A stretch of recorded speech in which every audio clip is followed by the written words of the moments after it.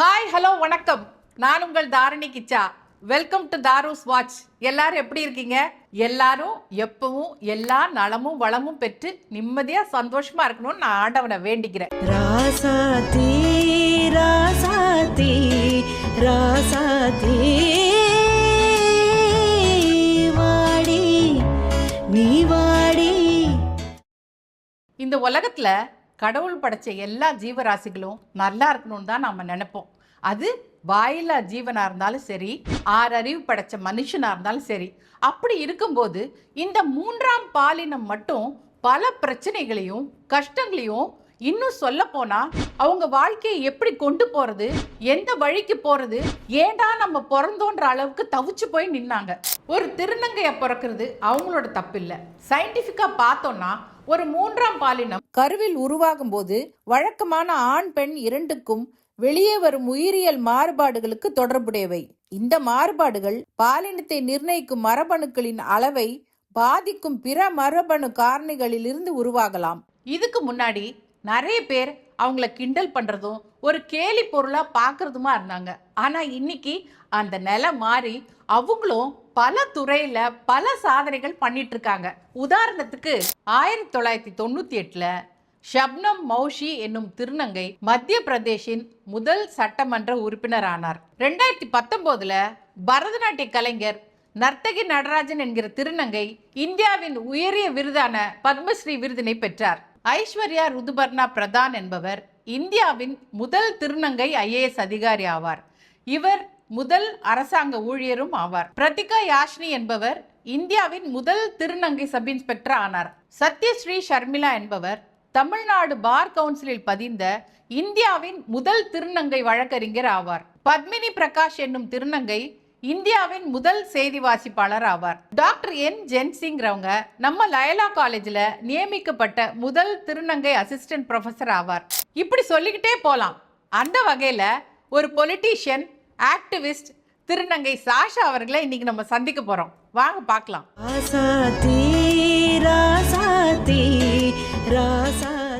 Hi Sasha, எப்படி இருக்கீங்க? Welcome to Dharu's watch. ரொம்ப நல்லா இருக்கேன். Thank you so much for inviting me. நீங்க எங்க பிறந்தீங்க, எது வரைக்கும் படிச்சீங்க? ஃபர்ஸ்ட் உங்களை பத்தி கொஞ்சம் நம்ம மக்களுக்கு சொல்லிக்கோங்க. கண்டிப்பா. என் பேர் சாஷா. நான் ஒரு திருநங்கை. நான் நெல்லூர்ன்ற ஒரு ஊரில் பிறந்தேன். நம்ம தமிழ்நாடு பார்டரில் இருக்குது. அதில் பிறந்தேன், அவ்வளோதான். தவிர ஒரு 5 நாளோ ஒன்று வாங்கியிருந்தேன். மற்றபடி சென்னையில் தான் பிறந்து வளர்ந்தது, எல்லாமே படித்தது எல்லாமே இந்த சென்னை தான் என்னை வந்து வளர்த்து விட்டுருக்குன்னு நினைக்கிறேன். நான் இவ்வளோ பெரிய ஒரு ஆளுமையாக இவால்வ் ஆகிறதுக்கு சென்னை தான் காரணம், நம்ம தமிழ்நாடு தான் காரணம். அதுக்கப்புறம் படிப்பு வந்து நான் டான் பாஸ்கோ ஸ்கூலில் படித்தேன். அதுக்கப்புறம் சென்ட் கேப்ரியல்ஸ்னு ஒரு ஸ்கூலில் படித்தேன், ஹையர் செகண்டரி. அதுக்கப்புறம் காலேஜ் வந்து இன்ஜினியரிங் ஜாயின் பண்ணேன். அப்போ வந்து அக்னி காலேஜ், இப்போ அக்னி காலேஜ் ஆஃப் இன்ஜினியரிங் அப்படின்ற காலேஜ். நான் படிக்கும்போது அந்த காலேஜ் பேர் வந்து Vels Srinivasa college of engineering. அதுக்கப்புறம் அது பாதியில் நான் ஸ்டாப் பண்ணிவிட்டு என்னோட டிரான்ஸ்ஃபர்மேஷன் பீரியட் நிறைய கன்ஃபியூஷனில் இருந்தப்போ என்னால் அதை கண்டினியூ பண்ண முடியல. அதுக்கப்புறம் நான் வந்து என்ன பண்ணேன்னா ஃபேஷன் டிசைனிங் ஜாயின் பண்ணேன். அது படித்தேன், ஒரு டிப்ளமோ கோர்ஸ். அதை முடிச்சுட்டு நான் என்ஜிஓவில் ஒரு வாலண்டியராக ஒரு சின்ன என்ஜிஓவில் ஜாயின் பண்ணேன். அப்படி வாழ்க்கை அப்படி இவ்வளோ தூரம் வந்துடுச்சு. அதாவது நீங்கள் படிக்கும் போது உங்களுக்கு ஸ்கூலில் சேரும்போது உங்களுக்கு அந்த ஸ்கூல் அட்மிஷனுக்கான ப்ராப்ளம்ஸ்லாம் எதுவும் இல்லையா, இல்லை அதெல்லாம் நீங்கள் ஃபேஸ் பண்ணீங்களா? சின்ன வயசில் நம்மளுக்கு தெரியாது இல்லையா, நம்மளுக்கு வந்து அப்பயும் தெரியும், நம்மளுக்கு கன்ஃபியூஸ்டாக இருப்போம், நிறைய ப்ராப்ளம்ஸ் இருக்கும், உள்ளுக்குள்ளே இருக்கும். பட் ஆனால் நம்ம இப்படிதான்றதை வெளியே காமிச்சிக்க மாட்டோம். நம்ம நார்மலாக ஒரு ஆண் குழந்தை மாதிரி, ஒரு பெண் குழந்தை மாதிரி நம்ம நார்மலாக படித்து போயிட்டே இருப்போம். எனக்கு ஒரு 12th ஸ்டாண்டர்ட் வரும்போது, ஒரு 8th 9th standard 10th standard வரும்போதே எனக்கு புரிய ஆரம்பிச்சு, நான் ஏதோ மற்றவங்க மாதிரி இல்லை, நான் டிஃப்ரெண்ட்டாக இருக்கேன், ஏதோ என் மனசு வந்து வேறு சொல்லுது. I felt like I'm a man trapped, I'm a women trapped in man's body அப்படின்னு ஃபீல் பண்ணேன். அதுலேருந்து கொஞ்சம் கொஞ்சமாக என்னை பற்றி தெரிஞ்சுக்க ஆரம்பித்தேன், என்னை பற்றி நிறைய படிக்க ஆரம்பித்தேன், தெரிஞ்சுக்கிட்டேன். என் செக்ஷுவாலிட்டி, என் ஜெண்டர் ஐடென்டிட்டி பற்றியெல்லாம் கொஞ்சம் படித்து தெரிஞ்சுக்கிட்டேன். இப்படிலாம் எவால்வ் ஆகும், நம்ம தனியாக இல்லை, நம்மள மாதிரி நிறைய பேர் இருக்காங்கன்றதையும் நான் கொஞ்சம் கொஞ்சமாக புரிய ஆரம்பித்தேன். அது வரை எனக்கு தெரியாது, நான் மட்டும் தான் ஏதோ டிஃப்ரெண்ட்டாக ஃபீல் பண்ணணும், நான் மட்டும் தான் இந்த உலகத்துலேயே ஏதோ என்ன சொல்கிறது அந்த மாதிரியான ஃபீலிங். அம்மா அப்பா கிட்ட நீங்க இது ஷேர் பண்ணிருக்கீங்களா? நான் காலேஜ் படிக்கும்போது சொன்னேன் இத பத்தி, நான் இந்த மாதிரி ஃபீல் பண்றேன். நீங்க எதுமே நீங்க சொல்லல? நான் பேசல, யார்கிட்டயுமே டிஸ்கஸ் பண்ணல. நீங்களே அத பத்தி ஆராய்ச்சி பண்ண ஆரம்பிச்சீங்க, என்ன ஏதுன்றது. காலேஜ் படிக்கும்போது மட்டும்தான் அப்பா அம்மாட்ட ஷேர் பண்ணது. சரி, என்ஜிஓஸ்ன்னு சொன்னீங்க. அது என்ன மாதிரி சேவைகள் அந்த என்ஜிஓஸ்ல? அது பேசிக்கலாக சென்னை தோஸ்ட்னு ஒரு என்ஜிஓ இருந்தது. அந்த என்ஜிஓவில் வந்து நான் ஒரு வாலண்டியராக போக ஆரம்பித்தேன். அங்கே போனப்புறம் தான் எனக்கு ரொம்பவே கான்ஃபிடன்ஸ் கிடச்சிது. என்ன மாதிரி இவ்வளோ பேர் இருக்காங்களா, என்ன மாதிரி நிறைய பேர் இருக்காங்களா. திருநங்கைகளுக்கான திருநங்கைகளுக்காக மட்டும் இல்லை, செக்ஷுவல் மைனாரிட்டிஸ்க்காக, அது வந்து lesbian, gay, bisexual, transgender, okay transmen எல்லாருக்காகவும் இருந்தது. ஓகே ஸோ அங்கே போனப்போ நான் தனியாக இல்லை, என்ன மாதிரி நிறைய பேர் இருக்காங்க, நம்ம பயப்பட வேண்டாம், நம்ம எதுவும் தப்பு பண்ணல, நம்ம எதுவும் டிஃப்ரெண்ட்டாக பிறக்கல, ஓகே. கடவுளோட படைப்பில் எல்லாருமே ஒன்று தான். ஆமா. ஸோ நம்மளோட ஜெண்டரும் செக்ஷுவாலிட்டி மட்டும் தான் கொஞ்சம் வித்தியாசமாக இருக்குது. அது மாதிரியும் நிறைய பேர் இருக்காங்க இந்த இல்ல, உலகத்துலன்றது இது நான் புரிஞ்சுக்கிட்டேன். வந்து இன்ட்ரோடக்ஷன் போதே சொன்னேன். ஒரு திருநங்கையா பிறக்கிறது அவங்களோட தப்பு இல்ல. சயின்டிபிக்கா பார்க்கும்போது ஒரு ஆண் பெண்ணுடைய மரபணுவுடைய அந்த ஒரு வேறு ஒரு மரபணுவுடைய உந்துதல் காரணமாக தான் இந்த ஒரு பிறவி பிறக்கிறதுன்றத வந்து நான் இன்ட்ரோலயே நான் சொல்லியிருக்கேன். நான் ஆனால் அதுலேயுமே நிறைய முரண்பாடு இருக்குது. அது சயின்ஸ்லேயும் வந்து நிறைய முரண்பாடுகள் இருக்குது. நிறைய பேர் தப்பாக புரிஞ்சுக்கிறாங்க ஹார்மோனல் சேஞ்சஸ் மட்டும் தான் காரணம்னு. ஒரு செக்ஷுவாலிட்டின்றது ஒரு ஹியூமன் பாடியில் எவால்வ் ஆகிட்டே இருக்கும். ஓகே. இன்னைக்கு நீங்கள் விமனாக உணரலாம், நாளைக்கு வந்து நீங்கள் ஒரு ஆணாக கூட வினரலாம். அது தப்பு இல்லை. அது சயின்டிஃபிக்காக நம்ம பயாலஜிக்கலாக நடக்கிற ஒரு ப்ராசஸ். அதுக்கு எந்த சயின்ஸோ எந்த இதுவுமே நம்ம வந்து எதனால அப்படி ஆகும் சாத்தியக்கூறு இல்லை. அது எவால்வ் ஆகும். செக்ஷுவாலிட்டின்றது எவால்வ் ஆகும், ஜெண்டர் ஐடென்டிட்டி எவால்வ் ஆகும். அது இயற்கையாக நடக்க ஒரு விஷயம். அது எதுவுமே செயற்கையாக நம்ம பண்ணல. ஓகே. இன்னைக்கு உங்களுக்கு ஒரு ஆண் மேலே ஈர்ப்பு வரலாம், நாளைக்கு சொல்ல முடியாது ஒரு பெண் மேலேயும் ஈர்ப்பு வரலாம். அது தவறு கிடையாது, அது இயற்கையோட ஒரு விதி.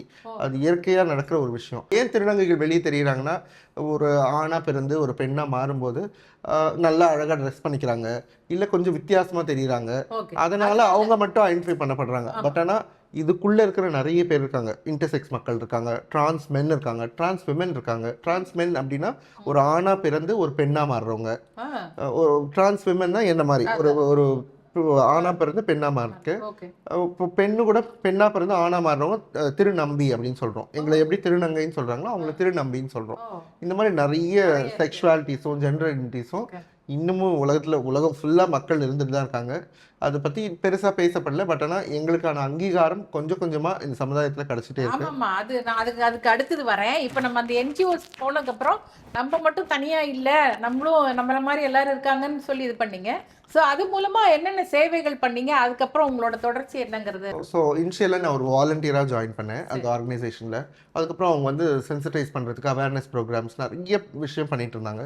எனக்கு அதில் ரொம்ப ஈர்ப்பு ஏற்பட்டு நான் அதில் வந்து ஒரு மெம்பராகவே ஜாயின் பண்ணி அதுக்கப்புறம் நிறைய மக்களுக்கு நிறைய ஈவெண்ட்ஸ் ஆர்கனைஸ் பண்ணுற அளவுக்கு ஈவெண்ட் மேனேஜராக நான் ஜாயின் பண்ணேன். அங்கே கற்றுக்கிட்ட விஷயத்து மூலிமா நான் என்ன பண்ணேன்னா, அடுத்த கட்டமாக வந்து அந்த ஆர்கனைசேஷனோட டைரக்டராகவும் ஆனேன். ஓ சூப்பர். அதுக்கப்புறம் எங்கள் ஆர்கனைசேஷன் சார்பாக Chennai rainbow international film festival பண்ணுவோம். அந்த சென்னை ரெயின்போ ஃபிலிம் ஃபெஸ்டிவல் பேசிக்கலாக என்னென்னா, ஒரு இன்டர்நேஷ்னல் ஃபிலிம் ஃபெஸ்டிவல் எங்களை பற்றின படங்கள், அதாவது ஜெண்டர் செக்ஷுவாலிட்டி பற்றின விஷயங்களை டிஸ்கஸ் பண்ணுற படங்கள் உலகம் ஃபுல்லாக கலெக்ட் பண்ணி அதுக்கு ஒரு ரிவ்யூ பேனல் வச்சு அந்த பேனல் மூலிமா அதை செலக்ட் பண்ணி அதுலேருந்து பெஸ்ட் ஆஃப் த மூவிஸை எங்கள் மக்களுக்கும் சரி பொதுமக்களுக்கும் சரி ஒரு திரைப்பட விழா மாதிரி ஆர்கனைஸ் பண்ணுறோம். திரையிட்டு காட்டுறோம். அதுக்கு நாளைக்கு அது நடக்கும். அந்த 3 நாள். ஆமாம், ஒரு வருஷத்துக்கு 3 நாள். அது இந்த வருஷம் போன வருஷம் அதாவது 2025 February மாதம் பண்ணியிருந்தோம். அடுத்த ஃபெஸ்டிவல் இந்த February வரப்போகுது. அதுக்கான வேலைகளும் ஆரம்பிச்சிட்டோம். இப்போ அது காட்டுறது மூலமா அவங்களுக்கு ஒரு அந்த அறியாமை விலகி ஒரு அறிவு தன்மை வருங்கிறதுக்காக இந்த மாதிரி ஒரு முயற்சியா? எதனால இந்த ஒரு முயற்சி? பேசிக்கலாக அதுக்காக தான் ஸ்டார்ட் பண்ணப்பட்டது. பேசிக்கலாக நாங்கள் தனியாக இல்லை, எங்கள் மக்களுக்கு ஒரு தைரியத்தை கொடுக்குறோம். நீங்கள் யாருமே தனியாக இல்லை, உங்களை மாதிரி நிறைய பேர் இருக்காங்க, இந்த மாதிரி உணர்ச்சி உங்களுக்கு மட்டும் வரல, எல்லாருக்குமே வருது, நிறைய பேர் இருக்காங்க உலகத்தில் அப்படின்றது சொல்கிற மாதிரியும், அது மட்டும் இல்லாமல் பொதுமக்களுக்கும் பத்திரிகை நண்பர்களுக்கும் என்ன சொல்கிறோன்னா, இதை பற்றின இஷ்யூஸை நிறைய பேருக்கு புரிதலே இல்லை, அந்த புரிதலை கொடுக்கறதுக்காகவும் ஒரு அவேர்னஸ் மாதிரி பண்ணுறோம். ஸோ மிக சக்ஸஸ்ஃபுல்லாக பாலுமகேந்திரா சார் வந்திருந்தார் ஃபஸ்ட்டு வருஷம். ஆமாம், பாலுமகேந்திரா நடுவில் கோவிட் அது இதுன்னு வந்ததால் நடுவில் பண்ண முடியல. 4 years பண்ணிட்டோம். இப்போ 5th year பண்ண போகிறோம். முதல்ல எல்லாம் பார்த்தீங்கன்னா அரவாணின்னு சொல்லி தான் கூப்பிட்டுட்டு இருப்பாங்க. அதுக்கப்புறம் நம்ம கலைஞர் ஐயா தான் அழகான ஒரு திருநங்கைன்ற பேரை வச்சாரு இல்லைங்களா? அதை பத்தி கொஞ்சம் சொல்லுங்க. ஏன் உங்களுக்கு கட்சியில போய் சேரணுங்கிற அந்த ஒரு எண்ணம் வந்தது? கண்டிப்பா முத்தமிழ் அறிஞர் கலைஞர் அவர்கள் வந்து ரொம்ப அழகான ஒரு கண்ணியமான ஒரு வார்த்தையா, அதாவது எங்க கம்யூனிட்டியை சார்ந்த பத்மஸ்ரீ நர்த்தகி நடராஜன் அம்மா இருக்காங்க, அவங்க இந்த மாதிரி ஒரு வார்த்தையை காயின் பண்ணாங்க, ஃபர்ஸ்ட் டேர்ம் பண்ணாங்க. திருநங்கை அப்படின்ற நங்கைக்கு திருவிகிதம் கொடுத்த ஒரு வார்த்தையை அவங்க தான் ஃபர்ஸ்ட் கண்டுபிடிச்சாங்க.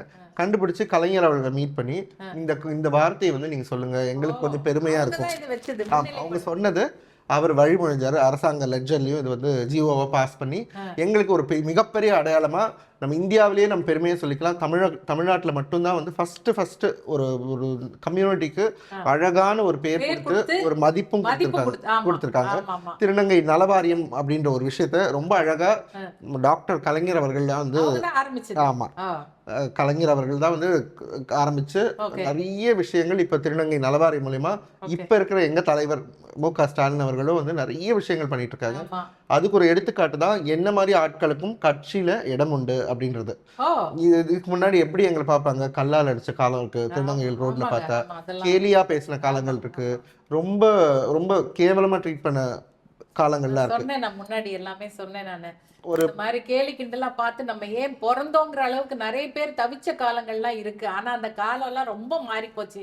இன்னைக்கு அவங்க பல துறைகள்ல தூக்கி அடிச்சுட்டு சாதனை பண்ணிட்டு போயிட்டே இருக்காங்க. அந்த மாதிரி ஒருத்தர் தான் இன்னைக்கு நம்ம மீட் பண்ண போறோம்னு நான் நம்ம ஜனங்களுக்காக சொன்னேன் நான்.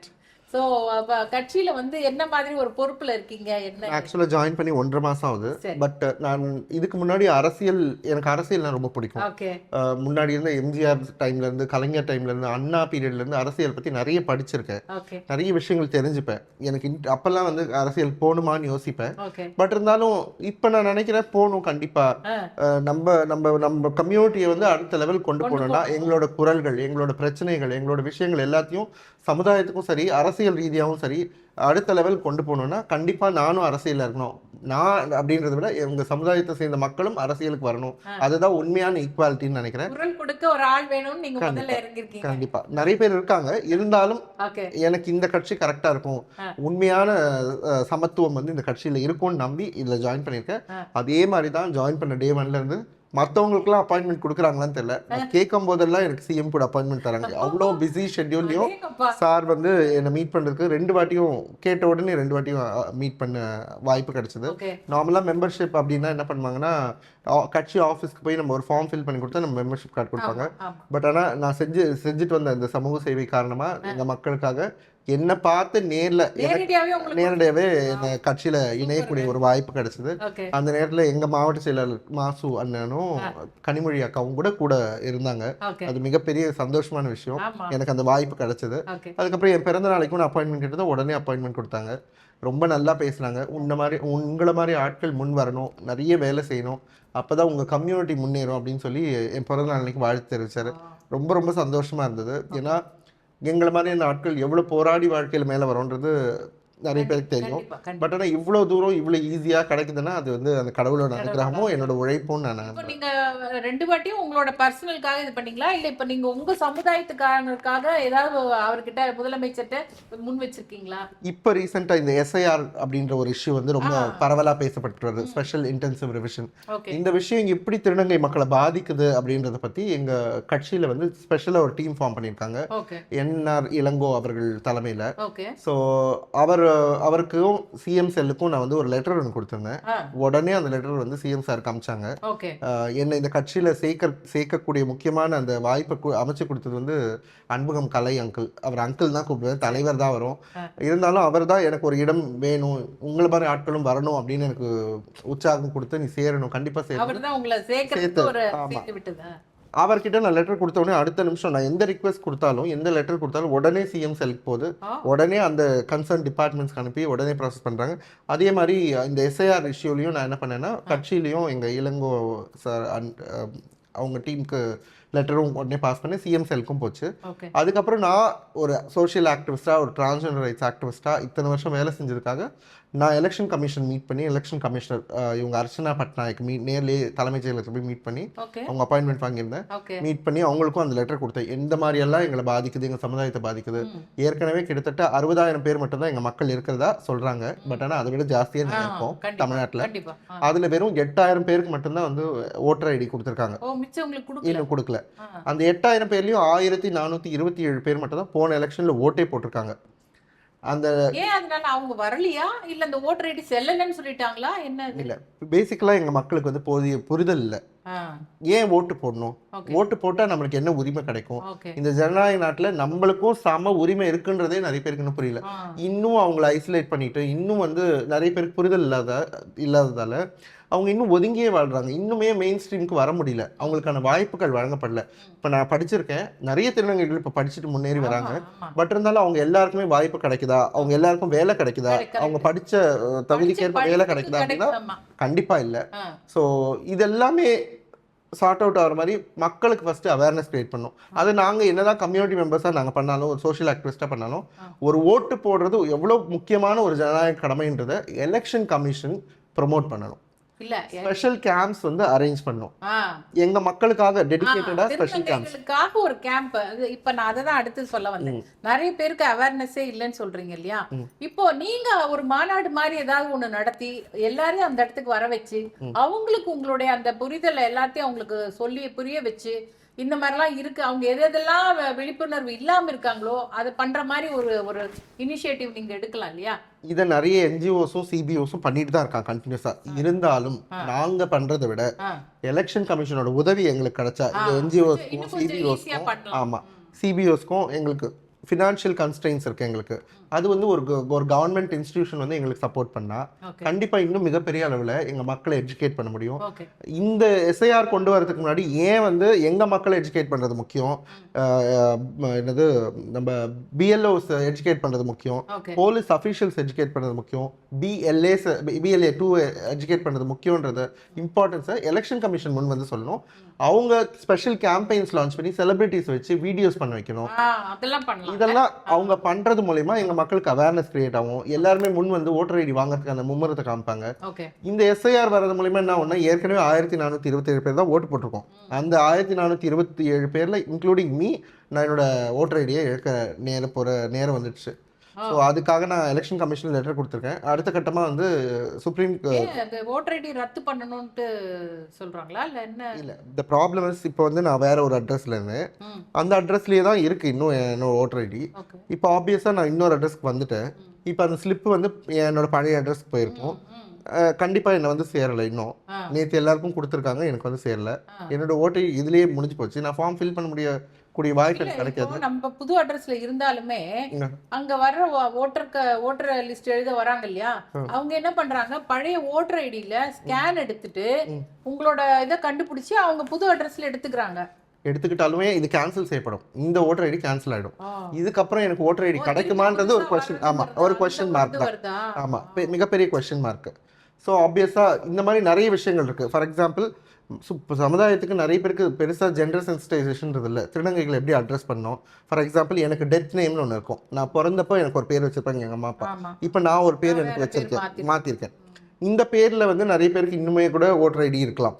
இருக்கலாம். இப்போ ரீசெண்டாக அவங்க டிரான்ஸ்ஃபார்ம் ஆகிருக்கலாம் திருநங்கையா. கரெக்ட். இப்போ இந்த பேர் எடுத்துட்டு அந்த வீட்டுக்கு கிட்ட போய் அவங்க கூப்பிடுறதால வேற மாதிரி இருக்கும். அந்த அக்கம் பக்கத்துல இருக்கவங்க இந்த பேர் பெத்தவங்களுக்கு தவிர யாருக்கும் தெரியவே கூடாதுன்னு நினைப்போம். ஆமா. இந்த பேர் சொல்றது மூலமா எவ்வளவு பெரிய ஹியூமிலியேஷன் அவங்க கோத்ரூ பண்ணுன்றது இருக்கு திருநங்கைகள்.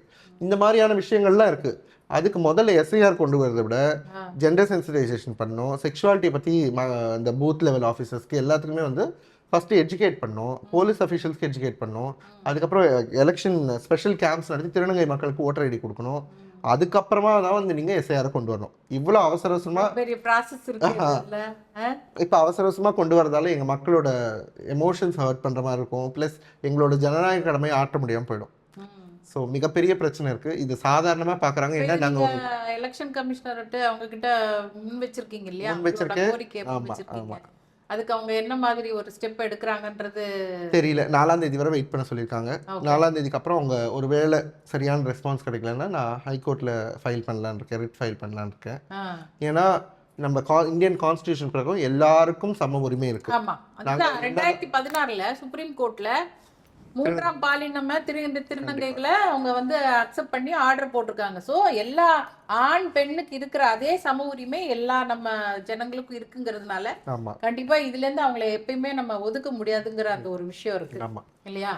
திருநங்கைகள்னாலே ரொம்ப விசேஷமான ஒரு கோயில் கூத்தாண்டர் கோயில். அங்க நீங்க போயிருக்கீங்களா? நான் கூவாகம் அப்படின்ற இடத்துல தான் ரொம்ப விமர்சையாக நடக்கும். ஓகே. நான் அந்த இடத்துக்கு ஒரு வாட்டி போயிருக்கேன், ஒரே ஒரு வாட்டி போயிருக்கேன். நான் அந்த கோயில் போய் பார்த்துட்டு வந்தேன், என்னதான் இருக்குது அப்படின்றப்போ ஓகே. சரி போய் தெரிஞ்சுக்கலான்னு நானும் என் ஃப்ரெண்டும் ஒரு நாள் ஏர்லி மார்னிங் கிளம்பி காரில் போய் பார்த்துட்டு சாமியெல்லாம் அர்ச்சனை எல்லாம் பண்ணிட்டு சாமி கும்பிட்டுட்டு வந்துட்டேன். பட் ஆனால் அந்த செரிமனி எல்லாம் இருக்கு இல்லையா, அதெல்லாம் நான் பண்ணல. பட் ஆனால் இப்போ ரீசெண்ட் இயர்ஸாக கிட்டத்தட்ட ஒரு கடந்த ஒரு 5-6 வருஷமாக நான் என்ன பண்ணுறேன்னா, 5-6 வருஷம் 8 வருஷத்துக்கு மேலே என்ன பண்ணுறேன்னா, ஓகே. இந்த கூத்தாண்டவர் வந்து தலையை வெட்டினப்போ அவரோட சிரசு ஒரு இடத்துலையும் அவர் வெட்டினப்போ ஒவ்வொன்றும் ஒரு இடத்துல விழுந்தது. அவர் கை ஒரு இடத்துல, கால் ஒரு இடத்துல விழுந்ததுன்னு புது சொல்லுவாங்க. இன்ஃபர்மேஷனா இருக்கு இது. ஆமா, அந்த மாதிரி நான் போற இடம் வந்து என்ன விழுந்ததுன்னு எனக்கு தெரியல, ஓகே. போய் தப்பான தகவல் சொல்ல விரும்பல. பட் ஆனா அருணாபுரம் அப்படின்னு ஒரு ஊரு. ஓ, அங்கதான் நீங்க போறீங்க? ஆமா, அங்கதான் போறேன். அங்க கூத்தாண்டவர் கோயில் இருக்கு. ஆமா, அதுல ஒன் ஆஃப் த ஆர்கனைசர் நான். ஓ. அங்க வந்து நாங்க நிறைய திருநங்கைகள் வரமாட்டாங்க, நிறைய பேருக்கு இதை பத்தி தெரிய கூட தெரியாது. பட் ஆனா அந்த ஊர் மக்கள் கிட்டத்தட்ட 1000 வருவாங்க. ஓ. நாங்க வந்து கிட்டத்தட்ட ஒரு டீமா ஒரு வேன் மாதிரி புக் பண்ணிட்டு நாங்க நிறைய பேர், போவீங்களா? எனக்கு ஒரு ஃபேமிலி இருக்கு, திருநங்கை ஃபேமிலி, நிறைய குழந்தைங்க அடாப்ட் பண்ணியிருக்கேன், திருநங்கை குழந்தைங்கள. ஸோ அவங்க நாங்க எல்லாம் சேர்ந்து ஒரு ஃபேமிலி ட்ரிப் மாதிரி ஒரு கோயிலுக்கு போற ட்ரிப்பா, இது வருஷம் வருஷம் ஆனுவல் ட்ரிப் மாதிரி போறோம். ஓ.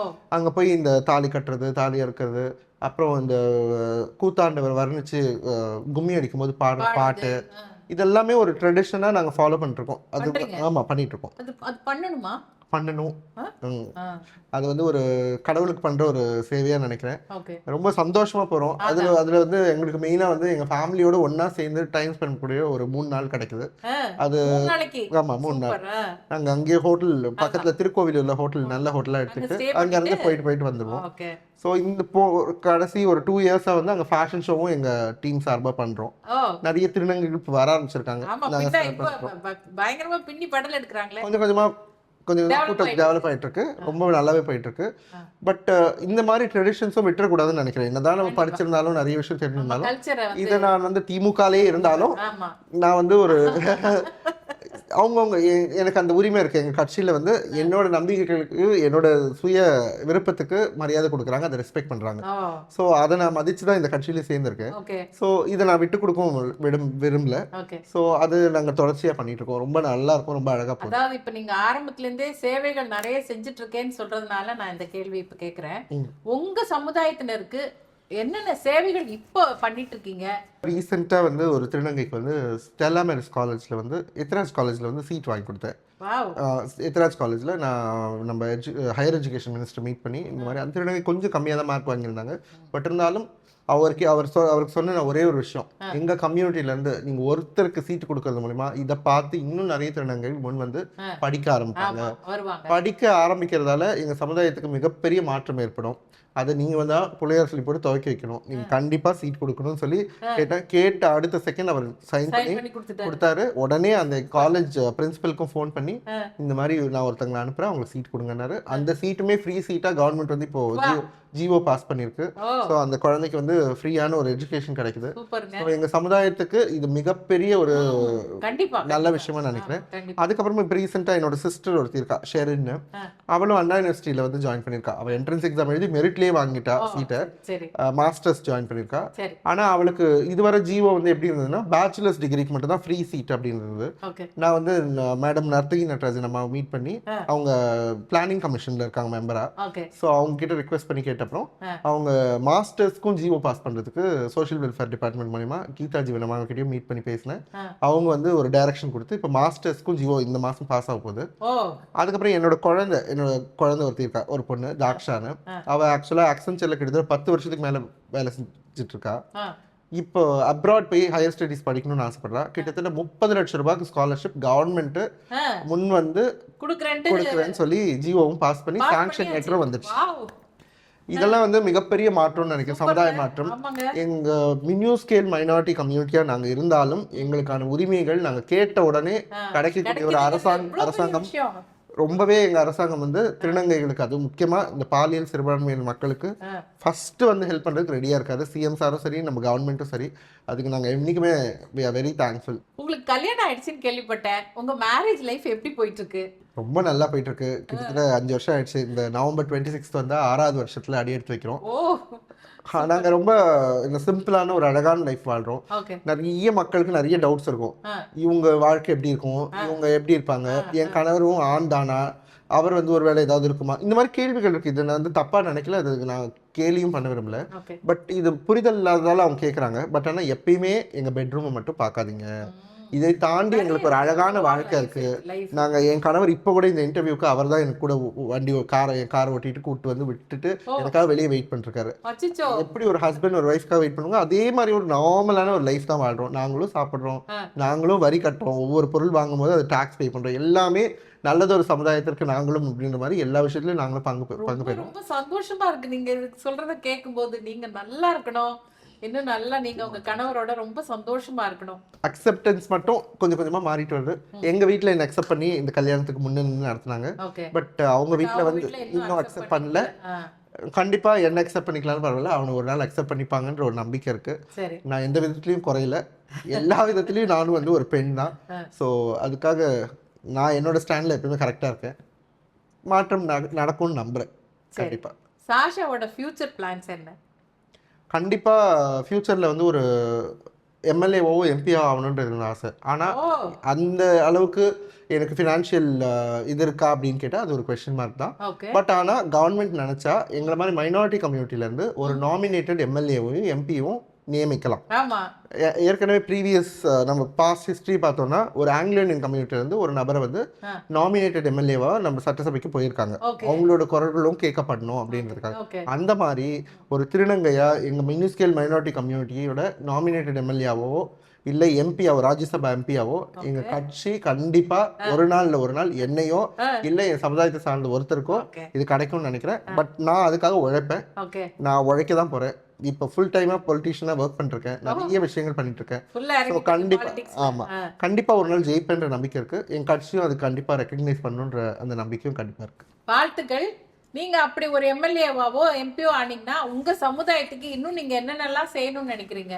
இன்னும் நிறைய விஷயங்கள் இருக்குது. ஃபர்ஸ்ட் 100% எஜுகேஷன் ஃபார் டிரான்ஸ்ஜெண்டர் விமன்றது தான் என்னோட முதல் அஜெண்டா. ஆமாம், எல்லாருக்கும் கல்வி கிடைக்கணும். கல்வின்றது மிகப்பெரிய செல்வம். அந்த செல்வம் எங்கே மாதிரி ஒரு மைனாரிட்டி கம்யூனிட்டி கிடைக்கும்போது நிறைய மிகப்பெரிய மாற்றங்கள் ஏற்படும். எங்கள் சமுதாயமும் வளரும். ஏன்னா எஜுகேஷன் இருந்தாலே அந்த நல்ல அறிவுத்தன்மை வந்துடும். கண்டிப்பாக. ஸோ அதுக்கான ஒரு சட்டத்தை கண்டிப்பாக ஏற்கனவே இருக்குது. இருந்தாலும் கட்டாய கல்வி திருநங்கைகள் தேடி பிடிச்சாவது அவங்களுக்கு கல்வி கொடுக்கணுன்றத நான் ஆமாம், ஏன்னா அது ரொம்ப ரொம்ப முக்கியம்னு நினைக்கிறேன். எங்கள் கம்யூனிட்டி வளரணும்னா, எங்கள் மக்களுக்கும் சம உரிமை கிடைக்கணும்னா கண்டிப்பாக அவங்களுக்கு போதிய கல்வி அறிவை கொடுக்கணும்னு நினைக்கிறேன். ஓகே, இவ்வளோ நேரம் என்னோட கேள்விகளுக்கு ரொம்ப பொறுமையாகவும் அழகாகவும் ரொம்ப தெளிவாகவும் பதில் சொன்னீங்க.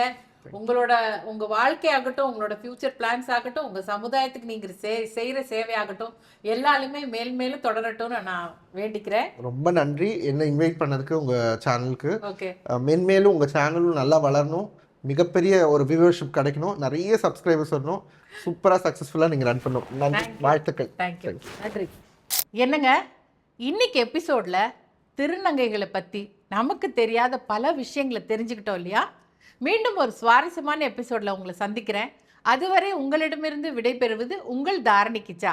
மறக்காம சப்ஸ்கிரைப் பண்ணுங்க, பெல் பட்டனை கிளிக் பண்ணுங்க, லைக் பண்ணுங்க, ஷேர் பண்ணுங்க, கமெண்ட் பண்ணுங்க. நன்றி, வணக்கம். ராசாத்தி ராசாத்தி ராசாத்தி